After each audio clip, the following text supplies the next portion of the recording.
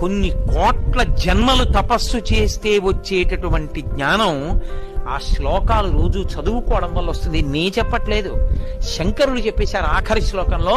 సర్వాత్మత్వమితి స్ఫుటీకృతమిదం యస్మాదముష్మిన్ స్తవే తేనాశ్వశ్రవణాత్ తదర్థమననాత్ ధ్యానాచ్చ సంకీర్తనాత్.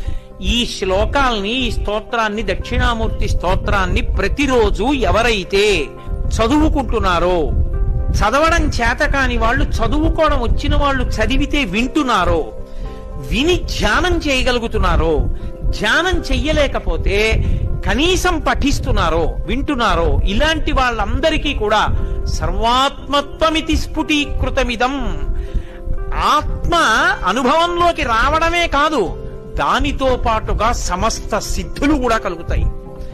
ఈ ఒక్క స్తోత్రమంత శక్తివంతమైనదని